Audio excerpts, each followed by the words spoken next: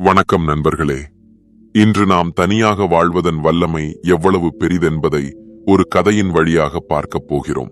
நீங்கள் ஒருவராக இருந்தாலும் எவ்வாறு அனைத்தையும் அடையலாம் என்பதை இக்கதையால் அறிய போகிறீர்கள். ஆகையால் நண்பர்களே, இவ்வீடியோவை முழுமையாக பாருங்கள். நிச்சயமாகச் சொல்கிறேன், இவ்வீடியோவை முடித்த பின் தனியாக வாழ்வதின் வல்லமை பற்றி உங்களுக்கு தெளிவு கிடைக்கும். சரி, தொடங்குவோம். ஒரு சிறிய கிராமத்தில் ஒரு பெரிய ஞானி தமது ஆசிரமத்தை அமைத்து வாழ்ந்து வந்தார். அவருடைய போதனையின் புகழ் சுற்றியிருந்த அனைத்து ஊர்களிலும் பரவியிருந்தது. ஏனெனில் அவருடைய போதனை செய்முறை மற்றவர்களிடமிருந்து மிகவும் வேறுபட்டதாக இருந்தது. ஆரம்பத்தில் அவர் தமது சீடர்களுக்கு உபதேசங்களின் மூலம் ஞானம் அளித்தார். பின்னர் அவர்கள் அந்த ஞானத்தை நடைமுறை வாழ்வில் கடைபிடிக்குமாறு கூறுவார். ஒருமுறை அந்த ஆசிரமத்திற்கு ஒரு மன்னன் தனது மகனை அழைத்து வந்தார். மன்னன் அந்த ஞானியிடம் வணக்கம் தெரிவித்துவிட்டு, என் மகனை உங்கள் ஆசிரமத்தில் தங்க வைத்து உங்களின் சீடராக கொண்டு உங்களின் முறையின்படி அவனுக்கு ஞானம் புகட்டுங்கள் எனக் கேட்டார். ஞானி புன்னகையுடன், இன்று முதல் உமது மகனின் எல்லா பொறுப்புகளும் என் தோள்களில் இருக்கிறது என்று கூறினார். அதன் பின் மன்னன் அங்கிருந்து வெளியேறினார். பின்னர் ஞானி அந்த மன்னனின் மகனிடம் கூறினார், இங்கே பக்கத்து ஊர்களில் இருந்தும் ஏழை, பணக்காரர் என பலரின் பிள்ளைகள் வருகிறார்கள். ஆனால் நீ உன்னை மற்றவர்களை விட உயர்ந்தவன் என கருதினால் ஞானத்தை பெற முடியாது. உண்மையில் ஞானத்தை பெற வேண்டுமெனில் நீ உன்னை மற்றவர்களைப் போலவே சாதாரணமானவன் என எண்ணிக்கொள்ள வேண்டும். அதுவே ஞானமடையும் முதல் படியாகும். இவ்வாறு கூறிய பின் அந்த சிறுவனை மற்ற சீடர்களோடு அறிமுகப்படுத்தினார். ஆனால் அந்த சீடர்கள் மன்னன் அங்கிருந்து சென்றதை பார்த்துவிட்டதால் இந்த பிள்ளை மன்னனின் மகன் என எல்லோருக்கும் புரிந்துவிட்டது. அதனால் ஆசிரமத்தில் இருந்த பிள்ளைகள் அனைவரும் மன்னனின் மகனை நோக்கி ஈர்க்கப்பட்டனர். ஞானி அந்த பிள்ளையை அழைத்துச் சுற்றி காட்டிக் கொண்டிருந்த போது திடீரென அந்த பிள்ளை உருகி அழ ஆரம்பித்தான். ஏனெனில் அவன் அப்பொழுது 12 வயதுடையவன். அந்த 12 வயதில் அவனுடைய தந்தை அவனை தன்னிடமிருந்து பிரித்து அந்த ஞானியிடம் ஒப்படைத்துச் சென்று விட்டார். அந்த அதிர்ச்சியை அந்த குழந்தை தாங்கிக் கொள்ள முடியவில்லை. தன் தந்தை உண்மையில் அவன் நலனுக்காகவே இங்கு விட்டு சென்றார் என்பதை அவன் புரிந்து கொள்ள முடியவில்லை. அவன் அழுவதைக் கண்ட ஞானி கூறினார், மகனே, உன்னை நான் அழுகையை நிறுத்துமாறு சொல்ல மாட்டேன். இன்று உன் கண்ணீரை துடைத்தாலும் நாளை நீ மீண்டும் உன்னை ஒருவனாகத்தான் காண்பாய். நினைவில் கொள், வாழ்க்கையில் மனிதன் தனியாகத்தான் பிறக்கிறான், தனியாகத்தான் செல்கிறான். இந்த உண்மையை எவன் விரைவில் புரிந்து கொள்கிறானோ அவனே விரைவில் ஆன்ம ஞானத்தின் பாதையில் செல்கிறான். தனியாக வாழக் கற்றுக்கொள்ளும் மனிதனே உண்மையில் தன்னைத்தானே நேசிக்க கற்றுக்கொள்கிறான். தன்னையே நேசிக்க கற்றவன் யாருடைய பிரிவையும் வருந்துவதில்லை. மெல்ல மெல்ல நீ ஆசிரமத்தின் வாழ்க்கைக்கு ஏற்றாற்போல் பழகிக் கொள்வாய். ஆரம்பத்தில் உனக்கு சிரமம் தோன்றலாம். ஆனால் சில நாள்களுக்கு பின்னர் இதே இடம் உனக்கு மிகுந்த பிடித்ததாக மாறிவிடும். இவ்வாறு கூறியவுடன் ஞானி அந்த சீடரை அழைத்துக் கொண்டு ஆசிரமத்துக்குள் திரும்பினார். ஞானியின் கண்களில் பிரதிபலித்த அந்த பூரண அமைதியைக் கண்டு அந்த சீடருக்கும் ஆறுதல் ஏற்பட்டது. அதன் பின்னர் மாலையானது. மன்னனின் மகன் இரவு உணவுக்காக உணவு கூடத்துக்குள் சென்றான். அவனைச் சுற்றி எல்லா சீடர்களும் திரண்டு வந்தனர். ஏனெனில் அவர்கள் அனைவருக்கும் தெரிந்திருந்தது, இது மன்னனின் மகன். இவனோடு நட்பு பாராட்டினால் நமக்கு பெரிதும் பலன் கிடைக்கும் என்ற எண்ணத்தில் ஆசிரமத்தின் பெரும்பாலான சீடர்கள் அவனை சூழ்ந்து கொண்டனர். ஆனால் சில பிள்ளைகள் மட்டும் தனிமையின் முக்கியத்துவத்தை உணர்ந்தவர்கள், ஆடம்பரத்தில் நம்பிக்கை வைக்காதவர்கள். அவர்கள் அந்த மன்னனின் மகனை அணுகாமல் தமது முழு கவனத்தையும் உணவிலே செலுத்தி அமைதியாக தனியே அமர்ந்து சாப்பிட்டுக் கொண்டிருந்தனர். சில நாட்களில் மன்னனின் மகன் ஆசிரமத்தில் இருந்த பெரும்பாலான பிள்ளைகளோடு நட்பு பாராட்டிவிட்டான். இப்போது அவன் அவ்வாறு தோழமை கொண்ட பிள்ளைகளோடு சஞ்சரித்து பெரும்பாலான நேரத்தையும் அவர்களோடு கழித்தான். ஆசிரமத்திலும் அவனது நண்பர்கள் அவனைச் சுற்றியிருப்பது அவனது பழைய வாழ்க்கையைப் போலவே தொடர்ந்தது போல இருந்தது. இது ஞானிக்கு தெரியாமல் இருந்ததல்ல. ஆனால் ஞானி அவனுக்கு வேறுபட்ட முறையில் போதனை வழங்க விரும்பினார். ஒரு நாள் ஞானி அந்த சீடரை தம்மோடு அழைத்து ஒரு உயர்ந்த சிறிய மலையின் மேல் சென்றார். அங்கு சென்ற பின் ஞானி அவனிடம் கூறினார், உன் ஞானப் பயணம் இப்போது முழுமையாக முடிந்துவிட்டது. ஆனால் இன்னும் ஒரு கடைசி இரவை நீ இங்கு கழிக்க வேண்டும். அதற்கு பிறகு நாளை மாலைக்குள் உன்னை உன் அரச அரண்மனைக்கே அனுப்பிவிடுவேன். இந்த சொற்களை கேட்டதும் அந்த பிள்ளை மிகுந்த மகிழ்ச்சி அடைந்தான். இப்பொழுது நான் மீண்டும் என் அரச அரண்மனைக்குச் செல்வேன். மீண்டும் எனது அடிமைகள், வேலைக்காரர்கள் என்னை சூழ்ந்து நிற்பார்கள் எனக் களிகூர்ந்தான். அவன் ஞானியிடம் கேட்டான், ஆசிரியரே, இன்று இரவு என்னை இந்த மலையில் தங்கச் சொல்லுகிறீர்கள், ஏன்? இங்கே இருந்து நான் எப்படி கடைசி ஞானத்தை பெறப்போகிறேன்? ஞானி புன்னகையுடன் கூறினார், இங்கே பாறைக்கு பின்னால் நீ மறைந்து அமர வேண்டும். ஒவ்வொரு இரவும் இங்கு ஒரு கழுகு வருகிறது. அந்த கழுகை பாருங்கள். அதன் ஒவ்வொரு செயற்பாடையும் ஆர்வமுடன் கவனியுங்கள். அந்த கழுகை ஆராய்ந்து பார்த்த பின் நாளை நீ அதன் சிறப்புகளை எனக்குச் சொல்ல முடிந்தால் உன்னை உன் அரச அரண்மனைக்கே திருப்பி விடுவேன். ஆனால் அதற்கு முன்னர் இன்னும் ஒரு விஷயத்தில் கவனம் செலுத்த வேண்டும். காலையில் ஒரு மேய்ப்பன் தனது ஆடுகளையும் வெள்ளாடுகளையும் இங்கு மேய்க்கிறான். அவற்றையும் நன்கு கவனித்துக் கொள்ள வேண்டும். அவற்றின் நடத்தையிலும் உன் பார்வை இருக்க வேண்டும். அதற்கு பின் ஞானி அங்கிருந்து சென்று விட்டார். பின்னர் பல நேரம் கழிந்த பின் நடு இரவில் ஒரு கழுகு தனது குஞ்சுகளோடு அங்கே வந்தது. அந்த கழுகு தன் செயல்களை தொடங்கியது. மன்னனின் மகன் முழு இரவும் அந்த கழுகின் நடத்தையை மிகுந்த கவனத்துடன் பார்த்து கொண்டிருந்தான். அதன் பின் காலையில் மேய்ப்பன் தனது ஆடுகளையும் வெள்ளாடுகளையும் கொண்டு வந்தான். அப்பொழுது மன்னனின் மகன் ஒரு அபூர்வமான காட்சியை பார்த்தான். அந்த கழுகு ஒரு வெள்ளாட்டுக் குட்டியை தன் நகங்களில் பிடித்து வானத்தில் பறந்தது. அதனை தனது இரையாக கொண்டது. இந்த காட்சியையெல்லாம் பார்த்துவிட்டு மன்னனின் மகன் நேராக ஆசிரமத்துக்குள் வந்து ஞானியை அடைந்தான். ஞானி அவனிடம் ஏதும் கேட்கும் முன்பே அந்த பிள்ளை, புத்த தேவா, தயவு செய்து ஆசிரமத்தின் எல்லா பிள்ளைகளையும் இங்கு அழைத்து வருங்கள் எனக் கேட்டான். ஞானி ஆசிரமத்தின் எல்லா சீடர்களையும் அழைத்தார். பின்னர் அவர், சொல் மகனே, என்ன விஷயம் எனக் கேட்டார். அதற்கு பின் மன்னனின் மகன் சொன்னான், என் வாழ்வில் நான் பல பறவைகளை பார்த்திருக்கிறேன். ஆனால் கழுகு அவற்றில் மிக வேறுபட்டதும் அதிசயமானதும் ஆகும். உதாரணமாக, கிளி அதிகம் பேசும். ஆனால் அது ஒருபோதும் வானத்தின் உயரங்களை தொட முடியாது. ஆனால் கழுகு எப்போதும் அமைதியாக இருப்பதோடு வானத்தின் உச்சியையும் எளிதில் அடைகிறது. ஒரு கழுகு தனது இரையை தேர்ந்தெடுத்தவுடன் அதன் மேல் மட்டும்தான் பார்வையை நிலைநிறுத்துகிறது. அது எவ்வளவு உயரத்தில் இருந்தாலும், எவ்வளவு புயல் வீசியாலும் அதன் பார்வை எப்போதும் தனது இலக்கிலேயே இருக்கிறது. இன்று காலை நான் கண்ட அந்த கழுகு அனைத்து வெள்ளாட்டையும் இரையாக பார்க்கவில்லை. அது எதன் மேல் தனது பார்வை இருந்ததோ அந்த குட்டியையே இரையாக்கியது. இதைப்போல நாமும் வாழ்வில் நமது பார்வையை ஒரு இலக்கிலேயே நிலைநிறுத்த வேண்டும். எத்தனை தடைகள் வந்தாலும் நம்முடைய கவனம் ஒரே குறிக்கோள் மீது இருக்க வேண்டும். நண்பர்களே, நான் இரண்டாவது விஷயமாக கற்றுக்கொண்டது, கழுகு மற்ற பறவைகள் போல கூட்டமாக வாழ்வதில்லை. அது எப்போதும் வானத்தில் தனியாகத்தான் பறக்கிறது. இதிலிருந்து நாம் கற்க வேண்டியது, குறுகிய எண்ணங்கள் கொண்டவர்களோடு ஒருபோதும் சேரக்கூடாது. ஏனெனில் அவர்களோடு வாழ்ந்தால் நாம் அவர்களைப் போலவே மாறிவிடுவோம். ஆகையால் உயர்ந்த சிந்தனை கொண்டவர்களோடு இருங்கள், அல்லது தனியாக இருங்கள். தனியாக இருக்கும் போதுதான் நாம் நம்முடைய வலிமையும் பலவீனத்தையும் நன்கு அறிந்து கொள்ள முடியும். நம்முடைய பலவீனத்தை அறிந்து அதை நீக்கலாம். நம்முடைய வலிமையை அறிந்து அதனை சரியான முறையில் பயன்படுத்தலாம்.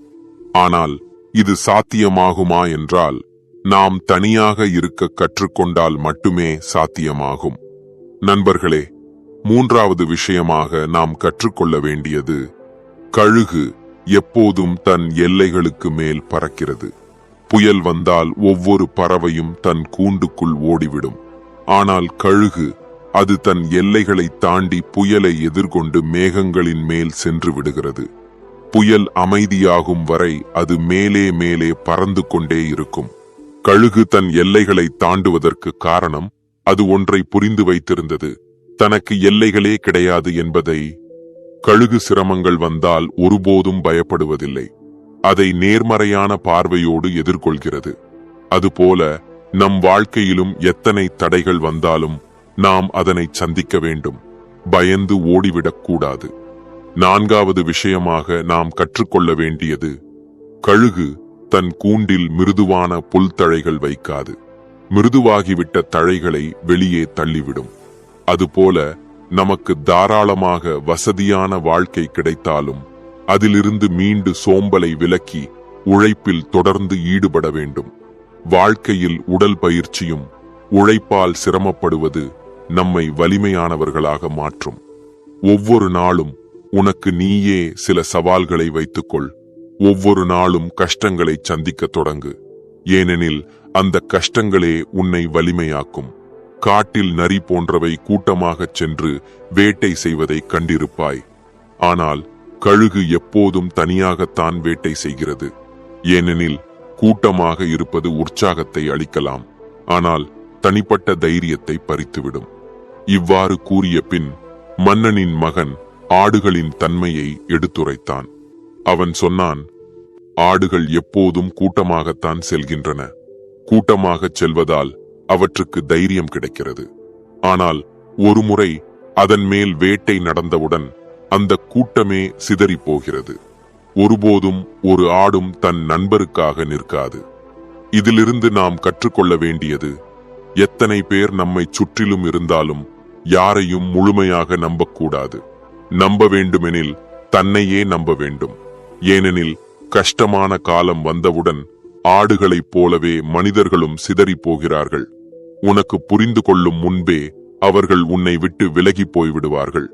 இவ்வாறு கூறிவிட்டு மன்னனின் மகன் ஞானியிடம் வணங்கி, புத்தரே, எனக்கு இன்னும் ஏதாவது கற்றுக்கொள்ள வேண்டியதை தவறவிட்டிருந்தால் தயவு செய்து சொல்லுங்கள் எனக் கேட்டான். அப்போது ஞானி எல்லா சீடர்களிடமும் கூறினார், இந்த குழந்தை சொன்னவையெல்லாம் உண்மை. ஆனால் இவ்வளவு சிறப்புகள் உங்களிடம் வரவேண்டுமெனில் நீங்கள் தனியாக வாழ்வதன் பயிற்சியை மேற்கொள்ள வேண்டும். நீங்கள் பார்த்திருப்பீர்கள், கழுகு ஒருபோதும் மற்ற பறவைகளைப் போல கூட்டமாக வாழ்வதில்லை. அது எப்போதும் வானத்தில் தனியாகத்தான் பறக்கிறது. தனிமையில்தான் அது தன் வலிமையும் பலவீனத்தையும் அறிந்து தன்னையே இன்னும் வலிமையாக்கிக் கொள்கிறது. அதற்கு நன்றாகத் தெரியும், இந்த புயல் முடிந்துவிட்டது, ஆனால் அடுத்த புயல் இன்னும் மோசமாக இருக்கக்கூடும். அதனால் கழுகு முன்னரே தன்னை வலிமையாக்கிக் கொள்கிறது. அதேபோல நீ எப்போதும் நண்பர்களால் சூழப்பட்டிருந்தால் உன் உண்மையான வலிமையை அறிய முடியாது. எந்த பணியையும் தொடங்கினாலும் நண்பர்கள் உதவுவார்கள் என எண்ணுவாய். ஆனால் அது தவறானது. சில செயல்களை நீ தனியாக இருக்கும்போதுதான் செய்து முடிக்க வேண்டும். சில நேரங்களில் உனக்கு பக்கத்தில் யாரும் இருக்க மாட்டார்கள். அப்பொழுதுதான் உனக்கு புரியும், இதனை நான் தனியே செய்திருந்தால் நன்றாக இருந்திருக்கும். நீங்களும் கழுகை போல வலிமையானவர்களாக ஆக வேண்டும். அப்போதுதான் வாழ்க்கையில் வெற்றி பெறுவீர்கள். இந்த உலகத்தில் உங்களுடைய வீட்டாரை தவிர வேறு யாரும் உங்களுக்கு துணையாக இருக்க மாட்டார்கள். ஒரு நாள் உங்களுக்கு தவறு நடந்தாலும் நீங்கள் கழுகை போல வலிமையுடன் இருக்க வேண்டும். அப்போதுதான் நீங்கள் உங்கள் உள் உலகுடனும் போராட முடியும். இல்லையெனில் இன்றைய காலத்தில் உங்களது அண்டை வீட்டுக்காரனே கூட உங்களுக்கு தீங்கு செய்ய நினைக்கலாம். நண்பர்களே, நீங்கள் செய்ய வேண்டிய எந்த பணி இருந்தாலும் அதை நீங்களே செய்யுங்கள். யாராவது வந்து துணையாக இருப்பார்களோ என்று காத்திருக்க வேண்டாம். நீங்களே முயற்சி தொடங்குங்கள். ஒரு நாள் நீங்கள் நிச்சயமாக வெற்றியடைவீர்கள். இவ்வாறு கூறிவிட்டு ஞானி தமது உரையை முடித்தார். இன்று இரவு இந்த மன்னனின் மகனை அவனது அரண்மனைக்கே அனுப்பிவிடுகிறேன். ஏனெனில் அவனது கல்வி இங்கேயே நிறைவடைகிறது என்றார். அதன்பின் மன்னனின் மகனை அவர் அவனது அரச அரண்மனைக்கே அழைத்துச் சென்றார். தனிமை என்பது ஒரு சொல்லாக இருந்தாலும் அதை செயல்படுத்துவதற்கு எல்லோரும் பயப்படுகிறார்கள். நீங்கள் தனியாக இருக்க வேண்டும் என்று சொன்னால் நீங்கள் கலங்கிப் போய்விடுவீர்கள். ஏனெனில் நமக்கு தனிமையின் பழக்கம் இல்லை. நாம் அப்படி செய்யவும் விரும்புவதில்லை. ஆனால் காலம் மாறிக்கொண்டிருப்பதால் மனிதர்களின் வாழ்வியலும் மாறுகிறது. பலர் வேலை, தொழில் போன்ற காரணங்களால் தனியாக வாழ வேண்டியிருக்கும். சிலர் தாமாகவே விரும்பி தனிமையில் வாழ்ந்து தமது பணிகளை முழு அன்போடும் கவனத்தோடும் செய்து முடிக்கிறார்கள். தமது விருப்பத்தினாலேயே தனிமையில் வாழும் மனிதர்களுக்கு தனித்துவமான குணங்கள் உண்டு. அவர்கள்தான் வாழ்க்கையில் விரைவில் வெற்றியடைவார்கள். தனியாக வாழ்வதன் நன்மைகளை நீங்கள் ஒருமுறை உணர்ந்துவிட்டால் வாழ்க்கையையே முழுமையாக புரிந்து கொள்ளலாம். தனியாக வாழ்வது யாருக்குமே எளிதல்ல. ஆனால் அதனால் நாம் குடும்பத்திலிருந்தும் நண்பர்களிலிருந்தும் முற்றிலும் விலகிச் செல்ல வேண்டும் என்பதல்ல. தனியாக வாழ்வதற்கே தனிப்பட்ட ஓர் கலை உண்டு. அது என்ன என்பதை இக்கதையின் மூலம் நாம் அறிந்து கொள்வோம். தனிமையில் வாழ்வதின் பொருள் சாந்தமாக ஒருவராக இருந்து தன் பணியை தொடர்ந்து செய்வது, தன்னுடைய மரியாதையை, கௌரவத்தை பேணிக் கொள்வது, தன்னுள் ஆராயும் திறனை வளர்த்துக் கொள்வது, தன்னுடைய பிரகாசமான எதிர்காலத்தை எவ்வாறு உருவாக்குவது என அறிந்து கொள்வதே. இக்கதையின் வழியாக நாம் தனிமையில் வாழ்வதன் 7 அற்புத குணங்களை அறிந்து கொள்ளப் போகிறோம். ஒரு மனிதன் ஒரு முறை ஒரு குருவிடம் வந்து கேட்டான், குருதேவா, எனது துக்கத்திற்கு காரணம் என்ன? அந்த குரு மிகுந்த ஞானமுடையவராக இருந்தார். அவர் கூறினார், உன்னை பொருட்களில் பற்றிக் கொள்வது, அவற்றை பிடித்து பற்றிக் கொண்டு ஓடுவது, அதுவே உன் துக்கத்திற்கு காரணம். அந்த மனிதன் குருவிடம் நன்றி கூறி, குருதேவா, நீங்கள் என் பிரச்சனைக்கு தீர்வை கூறிவிட்டீர்கள். நான் இத்தனை நாட்களாக இதற்கான விடையை நாடிக்கொண்டிருந்தேன்.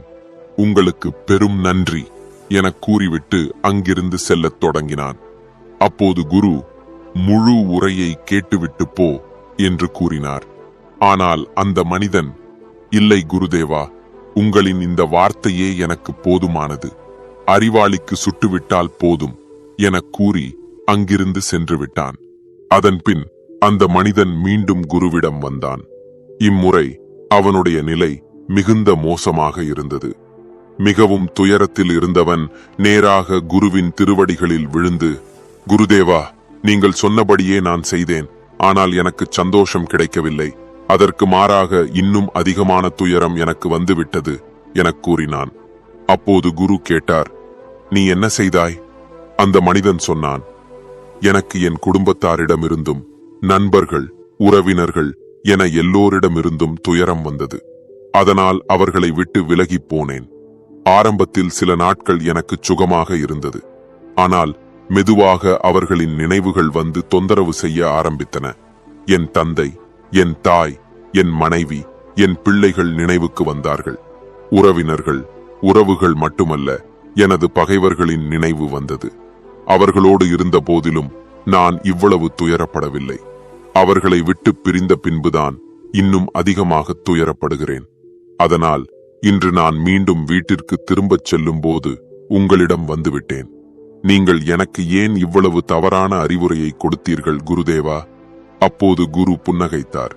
அவர் கூறினார், நீ குடும்பத்தாரை விட்டும் நண்பர் உறவினர்களை விட்டும் எல்லா சக்திகளையும் விட்டும் ஓடிவிட்டாய். ஆனால் அது உனது தவறான எண்ணமே. உண்மையில் நீ அவர்களை விட்டுவிடவில்லை. அவர்களை உடனே எடுத்துக்கொண்டு ஓடினாய். அந்த மனிதன் ஆச்சரியப்பட்டு, ஆனால் குருதேவா, நான் யாரையும் என்னோடு கொண்டு வரவில்லை என்றான். அப்போது குரு கூறினார், நமக்கு துயரம் தரும் பொருட்களும் நமக்கு மகிழ்ச்சி தரும் பொருட்களும் எதுவும் வெளியில் இல்லை. குடும்பம், உறவினர்கள், நண்பர்கள், பகைவர்கள் எல்லோரும் எங்கு இருக்கிறார்கள் தெரியுமா? இவை அனைத்தும் நம்முடைய மனத்தில்தான் இருக்கின்றன. நீ ஓடிச் சென்ற போது உண்மையில் உன் மனதையே நீ எடுத்து சென்றாய். அதனால் உன் மனத்துக்குள் இருந்தவர்களெல்லாம் உன்னுடன் வந்துவிட்டார்கள். ஆகவே நீ அவர்களுடன் இருந்ததால் உனக்கு எந்த தூரமும் போகவில்லை. நமக்கு சுகமும் துயரமும் தரும் இவை நம் அருகில் இருந்தால் அவற்றின் தாக்கம் சிறிதாகவே இருக்கும். ஆனால் அவற்றை விட்டுவிட்டோம் என்று நினைத்து ஓடினால் நம் மனம் அவற்றை மீண்டும் அடைய பாடுபடும். அப்பொழுதுதான் அவை நமக்கு மிகுந்த துயரம் தரும். அதுபோலவே உனக்கும் ஏற்பட்டிருக்கிறது. அதற்கு பின் அந்த மனிதன் கேட்டான், அப்படியென்றால் குருதேவா, நான் என்ன செய்ய வேண்டும்? பொருட்களோடு இருந்தாலும் துயரம், பொருட்களை விட்டுவிட்டாலும் துயரம். நான் பிறந்ததே துயரத்தை சுமப்பதற்காகத்தானா? அப்போது குரு சிரித்தார். பெருமுழக்கத்தோடு சிரித்து, ஆம், இது முற்றிலும் உண்மைதான். இங்கே எல்லோரும் துயரத்தை சுமக்கத்தான் பிறக்கிறார்கள். ஆனால் இன்னொரு உண்மை இருக்கிறது. துயரத்துக்கு அப்பால் சுகம் இருக்கிறது. அந்த சுகத்திற்கு அப்பால் மீண்டும் துயரம் இருக்கிறது. அதன் பின் மீண்டும் சுகம், அதன் பின் துயரம். நமக்கு சுகமாக தோன்றுவனவே ஒரு நாள் துயரத்தை அளிக்கும். நமக்கு துயரமாக தோன்றுவனவே ஒரு நாள் சுகத்திற்கு காரணமாகும் என்றார். அப்போது அந்த மனிதன் மீண்டும் கேட்டான், குருதேவா, இந்த சுக துயர மாயவலையிலிருந்து வெளியேற வழி ஏதேனும் இல்லையா? குரு கூறினார், வழி உண்டு. ஆனால் நீ இவ்வுலகத்திலேயே இருந்து இவைகளோடு வாழ விரும்புகிறாய் என்றால் நீ செய்ய வேண்டிய ஒன்று உண்டு. நீ இவ்வுலகத்தில் ஒருவனாய் இருப்பது போல வாழ வேண்டும். அனைவருடனும் இரு, ஆனால் உள்ளுக்குள் தனியாக இரு எனக் கூறினார் குரு. அந்த மனிதன் கேட்டான், ஆனால் குருதேவா, அது எப்படி சாத்தியமாகும்? குரு அவனை ஒரு இடத்திற்கு அழைத்துச் சென்றார். அங்கு ஒரு திருவிழா நடந்து கொண்டிருந்தது. பேரொலி கூட்டம் இருந்தது. குரு கேட்டார், உன் சுற்றத்தில் உள்ளவர்களில் யாரையாவது நீ அறிவாயா? அவன் பதிலளித்தான், இல்லை, இங்கே யாரும் எனக்கு தெரிந்தவர்கள் அல்ல. குரு கேட்டார், அப்படியென்றால் நீ இங்கே தனியாக இருக்கிறாயா? அவன் சொன்னான், ஆம் குருதேவா, நிச்சயமாக நான் ஒருவனாக இருக்கிறேன். அதற்கு குரு கூறினார், இல்லை, உன் மனத்தில் பல எண்ணங்கள் ஓடிக்கொண்டிருக்கின்றன. நீ ஒருவனாக இல்லை. அவன் சொன்னான், ஆம், நான் விரைவில் என் வீட்டுக்குச் சென்று என் மனைவியையும் பிள்ளைகளையும் என் தந்தை தாயையும் நண்பர்களையும் சந்திக்க வேண்டும் என்ற எண்ணமே என் மனதில் ஓடிக்கொண்டிருக்கிறது. அப்போது குரு கூறினார், இவற்றையெல்லாம் மறந்து கண்களை மூடிக்கொள். இங்குள்ள சத்தங்களிலேயே உன் கவனத்தைச் செலுத்து. அவன் அவ்வாறே செய்தான். கண்களை மூடி அங்கிருந்த ஒலி சப்தங்களிலேயே முழு கவனத்தையும் செலுத்தினான். அப்பொழுது அவனுக்குள் ஒரு தனிமை, ஓர் அமைதி பிறந்தது. பேரெழுச்சியுள்ள கூட்டத்தினிடையே இருந்த போதிலும் அவன் முழுமையாக ஒருவனாகவே உணர்ந்தான். ஒலிகள் எல்லாம் இருந்தன, ஆனால் அவற்றில் எதற்கும் தனிப்பட்ட முக்கியத்துவம் இல்லை. வெறும் ஒலி மட்டுமே. கண்களை திறந்தபின் அவன் கூறினான், குருதேவா, இங்கே நான் நிச்சயமாக ஒருவனாகவே இருக்கிறேன். எல்லாமே இருக்கின்றன, ஆனால் ஒன்றுமில்லை. அதற்கு குரு சொன்னார், அப்படித்தான் தனிமையில் இருப்பது. நீ அனைவருடனும் வெளிப்படையாக இருந்தாலும் உன் உள்ளுக்குள் ஒருவனாய் இரு. சுற்றத்திலேயே எல்லோரும் இருக்கட்டும், ஆனால் உன் மனதில் யாரும் இருக்கக்கூடாது. இவ்வாறு தனிமையில் வாழ்வதை கற்றுக்கொண்டவன் ஒருபோதும் துயரமடைய மாட்டான். பொருட்கள் அவனை வதைக்க மாட்டா. அவன் எல்லாவற்றிலும் ஆனந்தத்தை அடைவான். பின்னர் குரு தொடர்ந்து கூறினார், மிகப்பெரிய வெற்றிகள் எப்போதும் தனிமையிலிருந்து துவங்குகின்றன. தனிமையே நம்மை அவற்றோடு இணைக்கிறது. ஆகவே உன் தனிமையை எதிர்மறையாக எண்ணாதே. அதை ஏகாந்தம் எனக் கருதி உன்னை நீ ஆராய முயற்சி செய். உனக்கு ஏகாந்தம் பிடிக்க ஆரம்பித்து விட்டால் உன் உண்மையான அஸ்தித்வம், உள்ளார்ந்த இருப்பு உன்னை தேடுகின்றது என்பதை உணர்ந்து கொள்வாய். ஆகையால் உனக்குள் தோன்றிய இந்த ஏகாந்த நேசத்தை மதியுங்கள். பின்னர் குரு கூறினார், நான் உங்களுக்கு 7 சிறப்புகளை பற்றி சொல்கிறேன். இவை தனியாக வாழ்பவர்களிடம் காணப்படுகின்றன. இச்சிறப்புகளே அவர்களை மற்றவர்களை விட மேம்பட்டவர்களாக்குகின்றன. குரு பேசத் தொடங்கினார். முதல் சிறப்பு என்னவெனில், ஏகாந்தத்தில் வாழ்பவர்கள் தங்களை பற்றி அதிகமாக விழிப்புணர்வுடன் இருப்பவர்கள். அவர்கள் தங்களது உணர்ச்சிகள், நடத்தைகள் குறித்து மிக ஆழமாக அறிந்திருப்பார்கள். ஏகாந்தத்தில் வாழ்பவர்கள் தங்களது வலிமையும் பலவீனமும் நன்றாக அறிந்து கொள்வார்கள். அதனால் அவர்கள் மற்றவர்களை விட எந்த கடின சூழ்நிலையையும் எளிதில் கடந்து செல்வார்கள். பின்னர் குரு கூறினார், தனியாக வாழும் மக்களின் இரண்டாவது சிறப்பு என்னவெனில், அவர்கள் எப்போதும் நேர்மறை எண்ணங்களுடன் இருப்பவர்கள். பாருங்கள், நம்முடன் அதிகமான மக்கள் இருந்தால் அங்கே ஒப்பீடு, பொறாமை, அகந்தை, பேராசை போன்ற எண்ணங்கள் இயல்பாகவே மனதில் தோன்றுகின்றன. அதன் விளைவாக மனிதன் அவைகளால் அடிமையாக்கப்பட்டு தவறான செயல்களில் ஈடுபடுகிறான். ஆனால் தனிமையில் வாழும் மக்களின் மனதிலும் இப்படிப்பட்ட எண்ணங்கள் தோன்றலாம். ஆனால் அவர்கள் மற்றவர்களைப் போல அதிகம் பாதிக்கப்பட மாட்டார்கள். ஏனெனில் அவர்கள் தனியாக இருப்பதால் தங்களை பற்றி சிந்திக்க அதிக நேரம் கிடைக்கிறது. அதன் மூலம் அவர்கள் தங்களது எதிர்மறை எண்ணங்களை அடையாளம் கண்டு குறைக்க முடிகிறது. அதனால் இப்படிப்பட்டவர்கள் மற்றவர்களை விட அதிகமாக நேர்மறை மனப்பான்மையுடன் இருப்பார்கள். குரு தொடர்ந்து கூறினார், தனியாக வாழும் மக்களின் மூன்றாவது சிறப்பு, அவர்கள் ஒழுக்கத்துடனும் தன்னிறைவுடனும் இருப்பவர்கள். ஏனெனில் அவர்கள் பெரும்பாலான வேலைகளையும் தாமே செய்து முடிக்க வேண்டியிருக்கும். அதனால் அவர்கள் மற்றவர்களை விட அதிகமாக தன்னிறைவுடனும் நம்பிக்கையுடனும் இருப்பார்கள். இவர்களுக்கு பிறர் வேலை செய்வது பிடிக்காது. தங்களது பணியை தாமே செய்வதே அவர்களுக்கு நம்பிக்கை அளிக்கிறது. அதோடு அதிகம் பிறரிடம் உதவி கேட்காமல் தங்களால் இயன்றவற்றை தாமே செய்து முடிக்க முயல்வார்கள். இதனால் அவர்கள் ஒழுக்கமானவர்களாக மாறுகிறார்கள். இவர்கள் தமது நேரத்தையும் மதிப்பார்கள். பிறரின் நேரத்தையும் வீணாக்க மாட்டார்கள். தனிமையில் இருப்பதால் இவர்களுக்கே உரிய ஓர் அமைந்த அன்றாட ஒழுங்கு உருவாகிறது. அதுவும் அவர்களை ஒழுக்கமுடையவர்களாக மாற்ற காரணமாகிறது. பின்னர் குரு கூறினார், தனியாக வாழும் மக்களின் நான்காவது சிறப்பு, அவர்கள் எந்த விஷயத்தையும் மிகுந்த ஆழத்துடனும் நுணுக்கத்துடனும் சிந்திக்கக்கூடியவர்கள். இது தனிமையில் வாழும் மக்களின் மிகப்பெரிய தனித்துவமாகும்.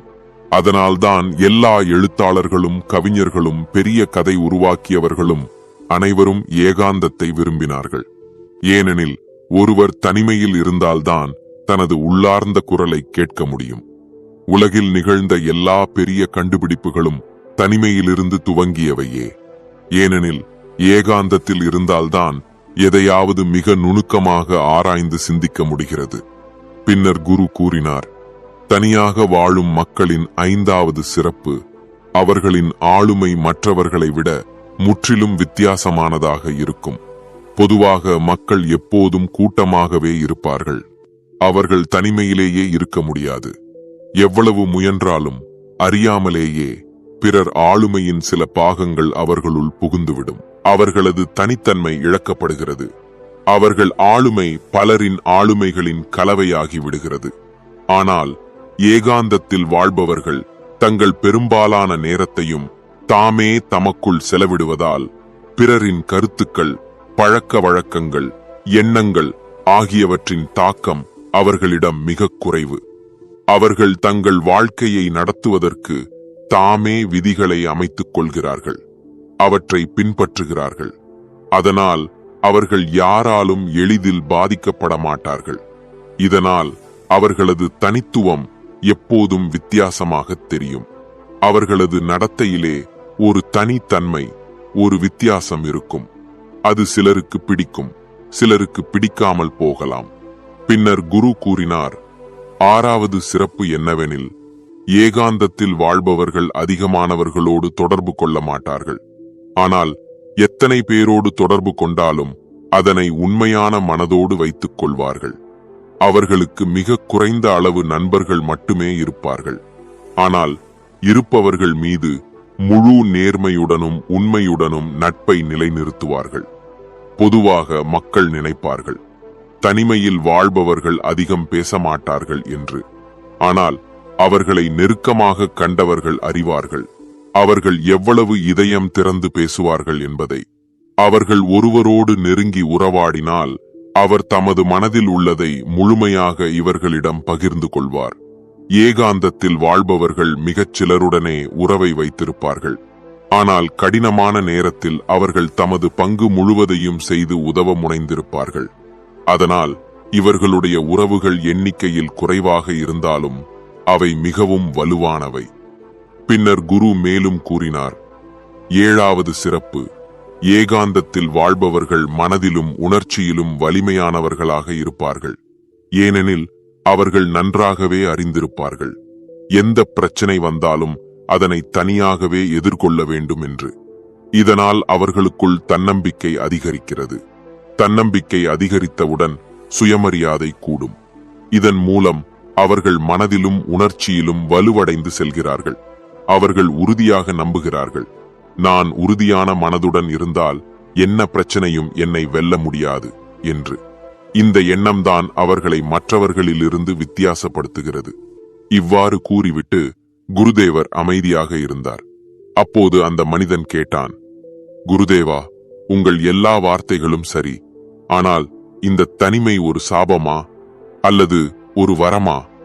அதற்கு குரு புன்னகையுடன் கூறினார், தனிமை எப்போதுமே ஒரு வரம்தான், நாம் அதை பூரண நேர்மறை எண்ணத்துடன் பயன்படுத்தினால்.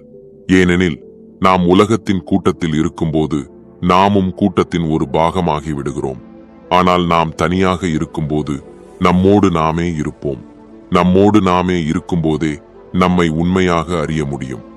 மனிதன் தனக்கான நேரத்தை சரியாக பயன்படுத்தி தன்னை தானே ஆராய்ந்து தன் விருப்பங்கள், தன் பழக்கங்கள் அனைத்திலும் கவனம் செலுத்தினால் தன் பலவீனங்களை வெல்லவும் முடியும்.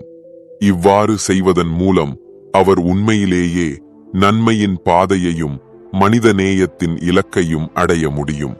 அந்த மனிதன் குருவின் முழு போதனையையும் புரிந்து கொண்டு குருவுக்கு நன்றி கூறி அங்கிருந்து சென்றான். நண்பர்களே, நாம் விரும்பும் எதுவானாலும் அது நமக்கு கிடைக்கும் வரை நமக்கு துயரத்தை அளிக்கிறது. கிடைத்த பின் கூட இது நம்மிடமிருந்து விலகிவிடுமோ என்ற அச்சம் மீண்டும் துயரம் தருகிறது. அது நம்மிடமிருந்து விலகிச் சென்று விட்டால் அதன் பிரிவின் துயரம் இன்னும் ஆழமானதாகிறது. வாழ்நாள் முழுவதும் நாம் ஒன்றை கைவிட்டு இன்னொன்றை பற்றிக் கொண்டு அதை விட்டுவிட்டு மற்றொன்றை தேடி அலைகின்றோம். இவ்வாறு நாம் சுகத்தை பற்றிக் கொள்ள முயற்சிக்கையில் அதனோடு சேர்ந்து துயரத்தையும் பற்றிக் கொள்கிறோம். ஆனால் தனியாக இருக்க கற்றுக்கொண்டவன் குடும்பத்தோடும் சமூகத்தோடும் இணைந்து அனைத்தையும் செய்து கொண்டிருந்தாலும் உள்ளுக்குள் ஆனந்தத்தை அடைகிறான். எல்லா கடமைகளையும் நிறைவேற்றிக் கொண்டே சந்தோஷத்தோடும் சாந்தியோடும் வாழ்கிறான். நண்பர்களே, வறுமை என்பது மிக கடினமும் துயரமிக்கதுமான நிலை. வறுமையில் மனிதன் பலவற்றை உணர்கிறான். அவன் உணர்ச்சிகள் பெரும்பாலும் சோகமும் வேதனையுமாகவே இருக்கும். தன்னை மிகவும் உதவியற்றவனாக கருதுகிறான். பலமுறை நான் எதுவும் செய்ய முடியாதவன் என்று நினைத்துக் கொள்கிறான். அவனது வாழ்க்கையில் பிரச்சனைகள் ஏராளம். வறுமையில் வாழும் மனிதன் எல்லா பக்கங்களாலும் கட்டுப்பாடுகளுக்குள் சிக்கிக் கிடக்கிறான். சில சமயங்களில் குடும்பத்திற்கே தினமும் இருவேளை உணவு கொடுக்க போராட வேண்டிய நிலை உருவாகிறது. அவனது அதிர்ஷ்டத்தில் மகிழ்ச்சி இருந்தாலும் கூட அந்த மகிழ்ச்சிகள் எளிதில் அவனிடம் வருவதில்லை. ஏதோ சொல்லப்படாத ஓர் விதி அல்லது இயற்கையின் ஏதோ ஒரு சக்தி அவனிடம் செல்வம் வராமல் தடுக்கிறது போல தோன்றுகிறது. அல்லது அவன் ஏதோ தவறு செய்கிறானோ என்ற எண்ணமும் வருகிறது. அவன் தன் கனவுகளை நனவாக்குவதிலும் தோல்வியடைந்தவன் போல உணர்கிறான். ஆனால் உலகின் தாயாகிய இயற்கை எப்போதும் நமக்குச் சொல்லுவது ஒன்றுதான்: எப்போதும் நம்பிக்கை வையுங்கள், நல்லதே நடக்கும். ஏனெனில் சொல்வார்கள் அல்லவா, பாதை கடினமாக இருந்தால் உங்கள் பொறுமையும் உழைப்பும் தான் உங்களின் மிகப்பெரிய வலிமை. ஆனால் என்ன செய்வது? நீங்கள் விளையாடும் விளையாட்டு ஆரம்பத்திலிருந்தே தோல்வியை குறிக்கோளாக வைத்திருப்பதாக இருந்தால் என்ன செய்வது? நீங்கள் வெற்றி, பணம் பற்றி கொண்டிருந்த எண்ணங்கள் அனைத்தையும் அடைவதற்கான ஓர் வழி இருப்பதை அறிந்தும் அந்த வழியிலிருந்து நீங்கள் விலக்கப்பட்டிருக்கிறீர்கள் என்பதை அறிந்தால், அப்பொழுது நமது பொறுமையும் 1000 முயற்சிகளும் பயனற்றதாகி விடுகின்றன. நண்பர்களே, எந்த ஒரு விளையாட்டிலும் வெற்றி பெற வேண்டும் எனில் முதலில் அந்த விளையாட்டின் விதிகளை தெரிந்திருக்க வேண்டும். விதிகளை புரிந்த பின் தான் நாம் அவற்றை பயன்படுத்தி நமக்கு சாதகமாக்க முடியும். இன்று நாம் அப்படிப்பட்ட சில புதிய விதிகளை பற்றி அறிந்து கொள்ளப் போகிறோம். ஆகவே எந்த தாமதமும் இன்றி கதையை தொடங்குவோம். இது மிகவும் பழைய காலத்தின் சம்பவம். ஒரு சிறிய கிராமத்தில் பிரகாஷ் என்ற ஒருவன் வாழ்ந்தான். அவன் வறுமையால் மிகுந்த துயரமுற்றிருந்தான். பிரகாஷின் வாழ்க்கை சிரமங்களாலும் துன்பங்களாலும் நிரம்பியிருந்தது. அவன் ஒரு ஏழை குடும்பத்தைச் சேர்ந்தவன். பொருளாதார பிரச்சனைகள் அவனை பெரிதும் சிரமப்படுத்தின. அவன் ஒரு சிறிய மளிகை கடையில் வேலை பார்த்தான். ஆனால் அவனுடைய வருமானம் மிகவும் குறைவானதாய் இருந்ததால் குடும்பத்தின் செலவுகளை சமாளிக்க முடியவில்லை. ஒரு நாள் மனமுடைந்து சோர்வடைந்து ஒரு மரத்தின் அடியில் அமர்ந்து அழுது கொண்டிருந்தான். அப்பொழுது வழியாக அவனுடைய ஒரு பழைய நண்பன் வந்தான். அந்த நண்பனை பார்த்ததும் பிரகாஷின் முகம் மகிழ்ச்சியால் மலர்ந்தது. ஏனெனில் அவன் தனது நண்பனை பல நாட்கள் கழித்து சந்தித்தான். சிறுவயதிலிருந்தே பிரகாஷ் தனது இந்த அன்பு நண்பனோடு நெருக்கமாக இருந்தான். இருவரும் மகிழ்ச்சி அடைந்தார்கள். அவன் நண்பன் கேட்டான், பிரகாஷ், நீ எங்கு செல்கிறாய்? இப்போது என்ன வேலை செய்கிறாய்? அப்போது பிரகாஷ் கவலையோடு தனது அனைத்து பிரச்சனைகளையும் அவனிடம் கூறினான். அவன் எவ்வாறு வறுமையால் துன்பப்படுகிறான், வீட்டாரின் தேவைகளை பூர்த்தி செய்ய முடியவில்லை, இருவேளை உணவை பெற்றுத் தருவதற்கு கூட கடினமாகிறது என்று சொன்னான். அதற்கு பிறகு அவன் நண்பன் கூறினான், நண்பா, கவலைப்படாதே, இங்கே அருகிலேயே ஒரு குரு இருக்கிறார். அவர் நிச்சயம் உனக்கு உதவக்கூடியவர். நீ ஒருமுறை அவரிடம் சென்று பார்க்க வேண்டும். நண்பனின் ஆலோசனையை கேட்டவுடன் பிரகாஷ் அந்த குருவிடம் சென்றான். அவர் முன் சென்று கூறினான், குருதேவா, இந்த உலகில் சிலர் மிகுந்த வெற்றி பெற்று கோடிகளும் இலட்சங்களும் சம்பாதிக்கிறார்கள். ஆனால் சிலர் வறுமையால் ஒருவேளை உணவுக்கு கூட துன்பப்படுகிறார்கள். இது ஏன்? கடவுள் ஒருவர்தானே. அவர் பணக்காரருக்கோ ஏழைக்கோ ஆரோக்கியமுள்ளவருக்கோ நோயாளியுக்கோ எந்த ஜாதிக்காரருக்கோ ஒருவரேதானே. அப்படி இருக்க அவர் ஏன் இவ்வாறு செய்கிறார்? சிலருக்கு நிறைய பணம் அளிக்கிறார், சிலரை பசியுடன் விட்டு விடுகிறார். குரு அந்த மனிதனின் வார்த்தைகளை கேட்டார். பின் கூறினார், மகனே, நீ சொல்வது முற்றிலும் உண்மைதான். அந்த கடவுள் எல்லோருடையதும் தான். யாராக இருந்தாலும், எந்த ஜாதி சேர்ந்தவராக இருந்தாலும் அவர் அனைவரின் கடவுள்தான். ஆனால் நாமெல்லாம் அவரின் பிரதிபலிப்புகளே அல்லவா? அப்படி இருக்க நாம் எல்லோரும் ஒரே மாதிரி இல்லையே. யாரும் ஒரே மாதிரி சிந்திக்கவில்லை. நாமே ஒருவருக்கொருவர் சண்டை போடுகிறோம், தகராறுகள் செய்கிறோம். அப்படி இருக்க அவர் நாம் எல்லோரையும் ஒரே மாதிரியாக ஏன் படைப்பார்? இதை சிந்திக்க வேண்டும். சரி, நீ எனக்கு ஒரு கேள்விக்கு பதில் சொல். உனக்கு 2 பிள்ளைகள் இருக்கிறார்கள் என்று வைத்துக்கொள். ஒருவன் மிகவும் புத்திசாலி, ஆனால் இன்னொருவன் தவறான பழக்கங்களில் மூழ்கியவன். அவன் மதுபானம் குடிப்பவன், பணத்தை வீணாக்குபவன். ஒரு நாள் அந்த 2 பிள்ளைகளும் உன்னிடம் வந்து பணம் கேட்டால், உன்னிடம் இருக்கும் பணம் மிக குறைவாக இருந்தால் நீ யாருக்கு கொடுப்பாய்? குரு புன்னகையுடன் கூறினார், யாருக்கு பணத்தை எவ்வாறு பயன்படுத்துவது, எவ்வாறு செலவிடுவது, எவ்வாறு அதனை மேலும் அதிகப்படுத்துவது என்பது தெரிந்திருக்கிறதோ அவருக்குத்தான் நீ பணம் கொடுப்பாய். ஆனால் பணத்தின் மதிப்பை அறியாதவன், அதை வீணாக்கி நாசம் செய்பவன், அவனுக்கு கொடுக்க மாட்டாய் அல்லவா? கடவுளும் அதே போலத்தான் செய்கிறார். நான் உன்னை பற்றி பேசவில்லை. நீ தவறு செய்கிறாய் அல்லது நீ போதை பழக்கத்தில் இருக்கிறாய் என சொல்லவில்லை. எனது கருத்து என்னவெனில், நீ இன்னும் பணத்தை எவ்வாறு கையாள வேண்டும் என்பதை கற்றுக்கொள்ளவில்லை என்பதுதான். ஆனால் பணக்காரர்கள் என்ன செய்கிறார்கள் தெரியுமா? அவர்கள் பணத்தை எப்படி இயக்க வேண்டும், எப்படி அதிகரிக்க வேண்டும் என்பதை கற்றுக்கொண்டவர்கள். அவர்களிடம் சில நல்ல பழக்கங்களும் சில விதிமுறைகளும் உண்டு. அதுவே அவர்களை மேலும் செல்வந்தர்களாக ஆக்குகிறது. விதிகளை அறியாதவர்கள் வறுமையிலேயே சிக்கிக் கொள்கிறார்கள். யாராயினும் மனிதன் அந்த விதிகளை பின்பற்றினால், அவற்றை தனது வாழ்க்கையில் கொண்டு வந்தால் அவனும் விரைவில் செல்வந்தனாகலாம். அதை கேட்டவுடன் அந்த மனிதன் குருவிடம் கூறினான், ஓ குருதேவா, தயவு செய்து அந்த விதிகளை எனக்கு சொல்லுங்கள். நான் அவற்றை என் வாழ்க்கையில் நிச்சயமாக கடைபிடிப்பேன். குரு கூறினார், சரி மகனே, இன்று அந்த விதிகளில் இருந்து 13 விதிகளை உனக்கு எடுத்துக் கூறுகிறேன். அவற்றை நீ வாழ்க்கையில் பின்பற்றினால் நீயும் வெற்றியாளர்களின் பட்டியலில் சேர்ந்து விடுவாய். செழிப்பான வாழ்க்கையையும் வாழ்வாய். ஆகையால் கவனமாக கேள். அவற்றை சீக்கிரம் உன் வாழ்க்கையில் நடைமுறைக்கு கொண்டு வா. பின்னர் குரு கூறினார், அந்த விதிகளில் முதல் விதி, ஒருபோதும் தோல்வியை ஏற்காத பழக்கம். ஏனெனில் ஒருபோதும் தோல்வியை ஏற்காத பழக்கம்தான் ஒரு நாள் உன்னை வெற்றியாளனாக்கும். வெற்றி பெற்றவர்கள் ஒருபோதும் தோல்வியை ஏற்க மாட்டார்கள். நீயும் வெற்றியடைய வேண்டுமெனில் முதலில் உன்னை உன் வசதி பகுதிகளிலிருந்து வெளியே கொண்டு வர வேண்டும். உன் வேலையில் எவ்வளவு சிரமங்கள் வந்தாலும் அதனை நேருக்கு நேர் சந்தித்து முடிக்க வேண்டும். தமது கனவுகளை அடைய எரிசக்தி, ஆர்வம், தீவிரம் கொண்டவர்கள் எந்த தடைகளையும் கடந்து விடுவார்கள். அதனால்தான் வெற்றியின் முதல் விதி ஒருபோதும் தோல்வியை ஏற்காதிரு என்பதே. பின்னர் குரு கூறினார், இரண்டாவது விதி, பிறரின் சொற்களை கேட்டு மனம் சோர்வடையாதே. பெரும்பாலானோர் தங்கள் பணியை பாதியிலேயே கைவிடுகிறார்கள். ஏனெனில் அவர்கள் மற்றவர்களின் வார்த்தைகளை அதிகமாக கேட்டு விடுகிறார்கள். ஆனால் உண்மையில் மக்களின் இயல்பு என்னவெனில், முன்னேறும் ஒருவரை கீழே இழுத்துவிட வேண்டும், அவரின் பணியை முறிக்க வேண்டும் என்பதுதான். நீ ஏதாவது ஒரு பெரிய வேலையை செய்து கொண்டிருந்தால் உன்னை பார்த்து சிலர் இது உன்னால் முடியாது என்று சொல்லுவார்கள். ஆனால் அத்தகையவர்களுக்கு வார்த்தையால் பதில் சொல்ல வேண்டாம், அவர்களுக்கு உன் செயலால் பதில் சொல்ல வேண்டும். அந்த பணியை முடித்து காட்டிவிடு. அப்பொழுது அவர்களுக்கே தாமாகவே விடை கிடைத்துவிடும். மேலும் ஒரு நாள் மக்கள் உன்னை பார்த்து அல்லது உன் பணியை பார்த்து உன்னை பின்பற்றத் தொடங்கினால் அப்பொழுது புரிந்து கொள், நீ வெற்றியடைந்து கொண்டிருக்கிறாய்.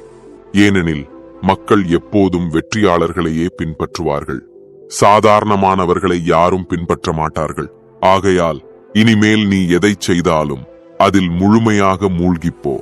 அப்போது பிறர் சொல்வதெல்லாம் உனக்கு செவியில் விழவே கூடாது. இதுவே இரண்டாவது விதி சொல்வது. வெற்றி பெற விரும்பினால் பிறரின் சொற்களை நிறுத்திவிடு. மூன்றாவது விதி, அபாயத்தை எடுக்கத் தொடங்கு. நீ எந்த பணியை ஆரம்பித்தாலும் அதில் அபாயம் இருக்கும். அபாயம் இல்லாமல் எந்த வேலையும் முடியாது. ஆனால் வெற்றியை அடைய விரும்பினால் நீ அபாயத்தை தாங்கிக் கொள்ளத் தெரிந்திருக்க வேண்டும். அபாயத்தை எடுப்பதற்கான சரியான முறையை நீ கற்றுக்கொண்டால் எந்த பணியையும் எளிதாக முடிக்க முடியும். சிலர் நினைப்பார்கள் வெற்றி ஒரே இரவில் கிடைத்துவிடும் என்று. ஆனால் அது முற்றிலும் தவறான எண்ணம். வெற்றியை பெற நீ இரவும் பகலும் உழைக்க வேண்டும். உன் அறிவை பயன்படுத்த வேண்டும். உன் பணியில் அபாயத்தை ஏற்க வேண்டும். ஏராளமான சவால்களை சந்திக்க வேண்டும். இன்று நீ உயர்ந்த இடங்களில் இருப்பதாக நினைப்பவர்களை பாருங்கள். அவர்கள் எத்தனை முறை தோல்வியடைந்தார்கள் என்று சிந்தித்து பாருங்கள். ஆனால் ஒருபோதும் கைவிடவில்லை. அவ்வப்போது அபாயத்தை எடுத்துக்கொண்டே சென்றார்கள். அதன் மூலம் இன்றைய நிலைக்கு வந்துள்ளனர். நீயும் ஒரு நாள் அபாயத்தை ஏற்று வேலை ஆரம்பித்து விட்டால் அந்த நாளிலிருந்து நீ வெற்றிக்கு பாதை பிடித்து விட்டதாக கருதலாம். நான்காவது விதி, தன்னம்பிக்கை பெற கற்றுக்கொள்.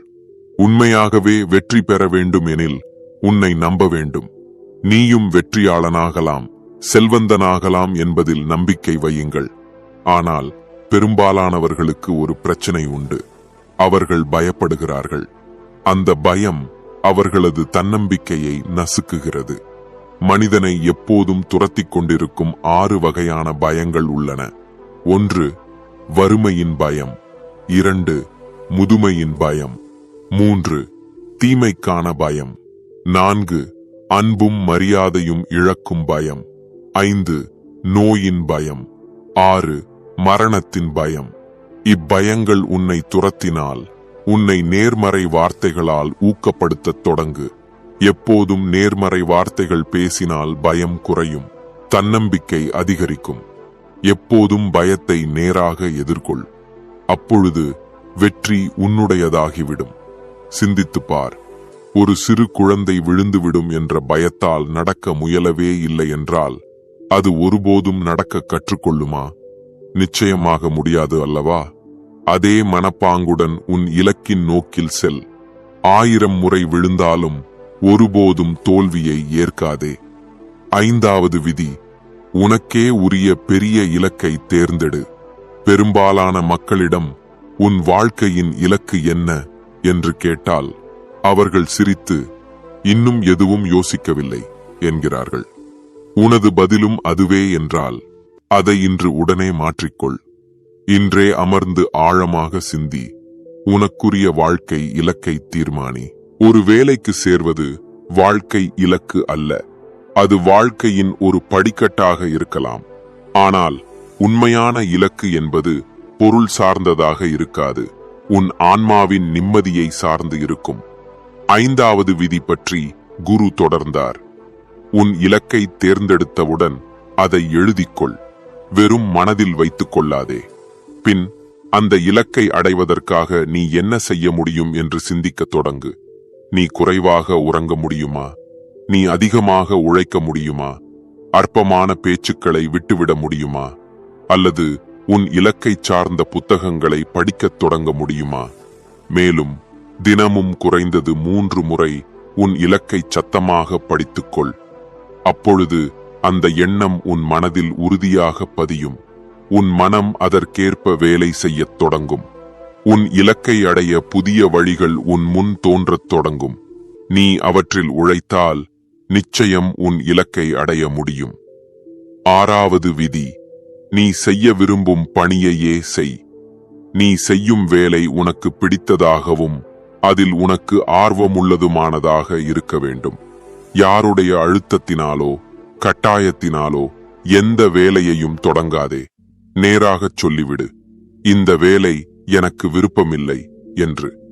ஏனெனில் நீ விருப்பமுள்ள வேலையை தொடங்கினால் உன் மனம் முழுமையாக அதில் ஈடுபடும். உனக்கு மகிழ்ச்சியும் உழைப்பும் வரும். அதனால்தான் ஒவ்வொருவரும் தங்களுக்கு பிடித்த வேலையையே செய்ய வேண்டும். ஆனால் உனக்கு விருப்பமில்லாத வேலையை தொடங்கினால் சில நாட்களுக்குப் பிறகு சலிப்படைவாய். அந்த வேலையை விடுவாய். அப்பொழுது வெற்றியும் கிடைக்காது. இது உன் வாழ்க்கையை சார்ந்த விஷயம். ஆகையால் முடிவையும் நீயே எடுக்க வேண்டும். என்ன செய்ய வேண்டும், என்ன செய்யக்கூடாது என்று. 7வது விதி, மிக முக்கியமான வேலையை முதலில் செய். நீ உன் முக்கியமான வேலைகளை முதலில் முடித்துவிட்டால் பிற வேலைகள் எளிதாகிவிடும். முக்கிய வேலையை முதலில் முடித்து விடுவதால் உன் மன அழுத்தம் நீங்கும். ஆகையால் தினமும் உன் மிக முக்கிய வேலையை முதலில் முடித்துவிட வேண்டும். 8வது விதி, உன் வேலையில் கவனம் செலுத்து. ஒரு வேலையில் கவனம் இல்லை என்றால் அந்த வேலை ஒருபோதும் முடிவதில்லை. முழுமையான கவனத்தோடு செய்யப்படாத வேலைக்கு அர்த்தமே இல்லை. ஆகையால் எந்த வேலையையும் தொடங்கினால் அதில் முழு கவனத்தோடு ஈடுபடு.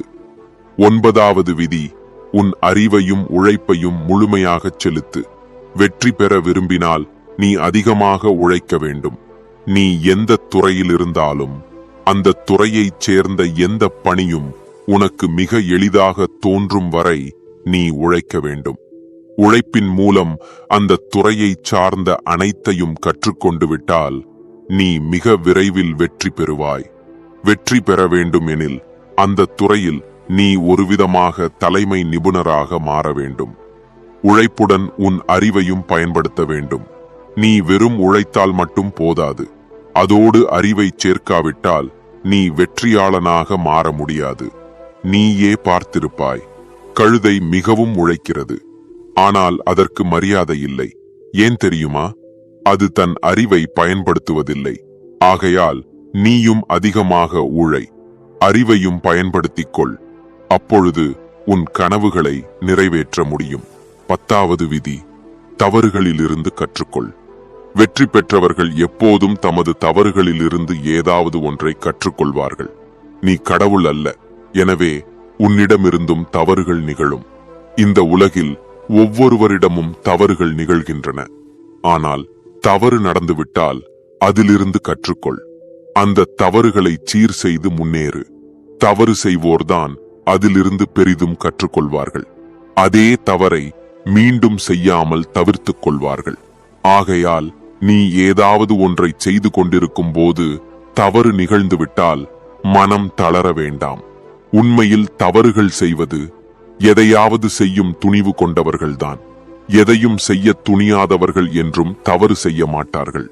ஒருவன் தோல்வியின் பயத்தால் அரங்கில் இறங்கவே இல்லை என்றால் அவனுக்கு வெற்றி எப்படி கிடைக்கும்? ஆகையால் நான் சொல்வது ஒன்றுதான், தவறுகளை பார்த்து பயப்படாதே. மனதில் துணிவோடு அதில் ஈடுபடுத்திக் கொள். 11வது விதி, புதிய திறன்களை கற்றுக்கொள். வாழ்க்கையில் முன்னேற உனக்கு உதவக்கூடிய அவசியமான எல்லா திறன்களையும் கற்றுக்கொள். உன்னிடம் ஏதேனும் தனித்துவமான திறமை இருந்தால் அதன் மூலம் நீ வெற்றியடையலாம். நீ இருக்கும் துறையை சார்ந்த முக்கியமான திறன்களை எல்லாம் கற்றுக்கொள்ள வேண்டும். அத்தகைய திறன்களே உன்னை குறிக்கோளின் நோக்கில் இட்டுச் செல்லும். எனவே உனக்கு உதவக்கூடிய, உன் வாழ்க்கையில் பயனளிக்கக்கூடிய திறன்களை தொடர்ந்து கற்றுக்கொள். 12வது விதி, இலக்கை அமைக்க கற்றுக்கொள். வெற்றி பெறுவதற்கு மிக அவசியமானது வாழ்க்கை இலக்கு. உனக்கு வாழ்க்கையில் எவ்வித இலக்கும் இல்லை என்றால் வாழ்க்கையை வாழ்வதற்கே அர்த்தமில்லை. நீ வீடிலிருந்து எங்காவது செல்ல கிளம்புகிறாய் என வைத்துக்கொள். ஆனால் எங்கு செல்ல வேண்டும் என்பதே தெரியவில்லை. அப்பொழுது என்ன செய்வாய்? வெறுமனே நடந்து செல்வாயா? நிச்சயம் உன் பதில் இல்லை என்பதே. அதேபோல நீ வாழ்க்கையில் எந்த இலக்கையும் அமைக்கவில்லை எனில் நீ வாழ்க்கையில் எதையும் செய்ய முடியாது. ஆகையால் வாழ்க்கையில் குறைந்தபட்சம் ஒரு இலக்கு இருக்க வேண்டும். அந்த இலக்கை அடைய உழைக்க வேண்டும். எனவே உடனே உனக்கு ஏற்ற இலக்கை அமைத்துக்கொள். அதனை அடைய திட்டமிட்டு இன்று முதலே உழைக்கத் தொடங்கு. 13வது மற்றும் கடைசி விதி, பிறருக்கு உதவிக்கரம் நீட்டு. பிறருக்கு உதவுவதன் மூலம் நமது மனம் நம்மை வளமுடையவனாக உணர்கிறது. அதன் விளைவாக அது நம்மை வளமையும் செழிப்பையும் நோக்கி இட்டுச் செல்கிறது. அதேபோல நமது சிந்தனையை வளமானதாக மாற்றுகிறது. நம் எண்ணங்கள் எப்படி இருக்கின்றனவோ நாம் அப்படி மாறுகிறோம் என்பதை எல்லோரும் அறிவோம். ஆகையால் இன்று முதல் மக்களுக்கு உதவத் தொடங்கு. பணக்காரனாக வேண்டுமெனில் மக்களின் ஆசீர்வாதங்களை பெறத் தொடங்கு. இவ்வாறு எல்லாவற்றையும் கூறிவிட்டு குரு பிரகாஷிடம் சொன்னார், சரி மகனே, இப்போது நீ போகலாம். இந்த பாடங்களை பின்பற்று. 6 மாதங்களுக்குப் பிறகு என்னை வந்து சந்தி. பிரகாஷும் குருவுக்கு நன்றி கூறி அங்கிருந்து சென்றான். 2வது கதை. நண்பர்களே, இயற்கை நமது உடலை 5 தத்துவங்களால் படைத்திருக்கிறது. ஆனால் கலியுக மனிதர்கள் அதில் இன்னொரு தத்துவத்தை சேர்த்து விட்டார்கள். அது என்ன தெரியுமா? பணம். பணத்தால் எல்லாவற்றையும் வாங்க முடியாது. ஆனால் பணத்தால் பலவற்றை வாங்க முடியும். ஒரு சந்நியாசி ஒரு கிராமத்தில் உபதேசம் செய்து கொண்டிருந்தார். அவர் கூறினார், பணத்தின் பின்னால் ஓடாதீர்கள். அது மாயையின் சதுப்புக் களமாகும். அதில் சிக்கியவர் வாழ்நாள் முழுவதும் துயரத்தில் ஆழ்ந்து விடுவார். அங்கு இருந்த மக்கள் அனைவரும் கைத்தட்டினர். ஆனால் அவர்கள் அறியவில்லை, அந்த சந்நியாசி இவ்வுரையை சொல்வதற்கு கூட பணம் வாங்கியிருந்தார். அதுவே மாயையின் விளையாட்டு. இதை சிலரே அறிந்து கொள்கிறார்கள். ஆனால் யார் அதை கண்டறிகிறார்களோ மாயை அவர்களை உச்சிக்கே அழைத்துச் செல்கிறது. நண்பர்களே, இன்றைய காலத்தில் பணம் சம்பாதிப்பது கடினமல்ல. ஆனால் அந்த பணத்தை பாதுகாப்பதுதான் மிக கடினம். இந்த உலகில் பலர் உள்ளனர். அவர்களிடம் சிறிதளவு பணம் வந்தவுடனே அவர்கள் அகந்தையுடன் நடந்து கொள்கிறார்கள். ஏனெனில் அவர்கள் பணத்தின் விதிகளை அறியவில்லை. நீங்கள் கவனித்திருப்பீர்கள், சரஸ்வதி தேவியின் படம் எப்போதும் அமர்ந்த நிலையில் இருக்கும். ஆனால் லட்சுமி தேவியின் படம் எப்போதும் நிற்கும் நிலையில் இருக்கும். சரஸ்வதி தேவியின் அர்த்தம் என்னவெனில், நான் விரைவில் வரமாட்டேன், ஆனால் வந்துவிட்டால் ஒருபோதும் போக மாட்டேன். ஏனெனில் அறிவு எளிதில் கிடைப்பதில்லை. ஆனால் அது கிடைத்துவிட்டால் அதை எவரும் பறிக்க முடியாது. ஆனால் லட்சுமி தேவியின் விதி என்னவெனில், நான் விரைவில் வருவேன், ஆனால் சரியாக வைத்துக் கொள்ளத் தெரியாவிட்டால் விரைவில் போய்விடுவேன். ஆகையால் யாருக்கு பணத்தை சரியாக கையாளத் தெரியாதோ அவர்களிடமிருந்து லட்சுமி விரைவில் விலகிவிடுவாள். இன்றைய இந்த கதையின் மூலம் நான் உங்களுக்கு சொல்வது, 6 இடங்களில் நீங்கள் ஒருபோதும் பணத்தை செலவிடக் கூடாது. இன்று முதல் அந்த 6 செலவுகளையும் நிறுத்திவிட்டால் நீங்கள் பணத்தின் உண்மையான விதியை புரிந்து கொள்வீர்கள். நீங்கள் எவ்வளவு சம்பாதிக்கிறீர்கள் என்பது முக்கியமல்ல. எவ்வளவு சம்பாதித்தாலும் அந்த 6 இடங்களில் செலவுகளை நிறுத்துங்கள். மெதுவாக உங்களின் வீட்டில் பணம் தங்கத் தொடங்கும். நீங்கள் உணர்வீர்கள், உண்மையிலேயே நம் வீட்டில் பணம் சேர்ந்து தங்குகிறது. செல்வந்தனாக மாறும் முதல் படி என்னவெனில், உங்கள் தேவையற்ற செலவுகளை சுருக்கிக் கொள்ளுதல். அதன்பின் அதிகமாக பணம் சம்பாதிக்கும் வழிகளை தேடுதல். கதை ஆரம்பிப்போம். கதை நன்றாக இருந்தால் கருத்துப் பெட்டியில் நமோ புத்தா என்று எழுதவும் வீடியோவுக்கு லைக் செய்ய மறந்துவிடாதீர்கள். ஒரு காலத்தில் ஒரு கிராமத்தில் 2 பெண்கள் வாழ்ந்தார்கள். ஒருத்தியின் வீட்டில் ஒரு எருமை இருந்தது. மற்றொருத்தியின் வீட்டில் ஒரு ஆடு இருந்தது. எருமை வைத்திருந்த அந்த பெண் எந்த பொருளையும் பாதுகாத்து வைத்துக் கொள்ளத் தெரியாதவள். அவளுடைய எருமை அதிக பாலை தரும். ஆனால் அவள் அந்த பாலின் மதிப்பை ஒருபோதும் உணரவில்லை. அவள் பாலையெல்லாம் வீட்டில் இருந்த பூனைக்கே ஊற்றித் தருவாள். பாலை வீணாகச் செலவு செய்து விட்டாள். பாலை எப்படி சரியாக பயன்படுத்துவது என்று அவளுக்கு தெரியவே தெரியாது. ஆனால் ஆடு வைத்திருந்த அந்த பெண் பாலை பற்றிய மதிப்பை நன்கு அறிந்தவள். அதனால் அவள் பாலை வீணாக்காமல் சேமித்து வைத்தாள். அந்த பாலால் தயிர் செய்து அதிலிருந்து நெய் எடுத்து வைத்தாள். மெதுவாக அவள் நிறைய நெய் சேமித்துக் கொண்டாள். ஆனால் எருமை வைத்திருந்த அந்த பெண் ஒருபோதும் பாலை பயன்படுத்தி நெய் எடுப்பதை யோசித்ததில்லை. ஒரு நாள் அவளுடைய வீட்டிற்கு விருந்தினர்கள் வந்தார்கள். விருந்தினர்களுக்கு வெறும் உலர்ந்த சப்பாத்தி கொடுக்க முடியாது. அதனால் அவள் ஆடு வைத்திருந்த பெண்ணிடம் சென்று 1/2 கிலோ நெய் வாங்கினாள். அவள் சொன்னாள், என் எருமையின் பாலில் இருந்து விரைவில் நெய் எடுத்து உனக்கு திருப்பித் தருகிறேன். ஆடு வைத்திருந்த பெண் நம்பிக்கையுடன் கடனாக நெய்யை அவளுக்கு வழங்கினாள். எருமை வைத்திருந்த பெண் அந்த நெய்யால் விருந்தினர்களுக்கு சாப்பாடு செய்தாள். பிறகு நாட்கள் கடந்து போன. ஆனால் அந்த நெய்யை அவள் திருப்பித் தரவில்லை. அதனால் ஆடு வைத்திருந்த பெண் அவளிடம் சென்று, நான் உனக்கு ஒருமுறை நெய் கொடுத்தேன், அதை திருப்பித் தருவாயா என்று கேட்டாள். அதை கேட்ட எருமை வைத்திருந்த பெண், எந்த நெய்? நான் எப்போது நெய் வாங்கினேன்? என் வீட்டில் எருமை இருக்கிறது, உன்னிடம் ஆடுதான் இருக்கிறது. நான் உன்னிடம் நெய் எதற்காக கடன் வாங்குவேன்? என் எருமையிலிருந்து நான் பாலை எடுத்து நெய் செய்து கொள்ள முடியாதா? நான் உன்னிடம் ஏன் வாங்க வேண்டும் என்று கூறிவிட்டு நெய் கொடுக்க மறுத்துவிட்டாள். இதை கேட்டதும் ஆடு வைத்திருந்த பெண் எதுவும் செய்யாமல் திரும்பிச் சென்றாள். ஏனெனில் யாரும் அவளது சொற்களை நம்ப மாட்டார்கள் என்பது அவளுக்கு தெரிந்தது.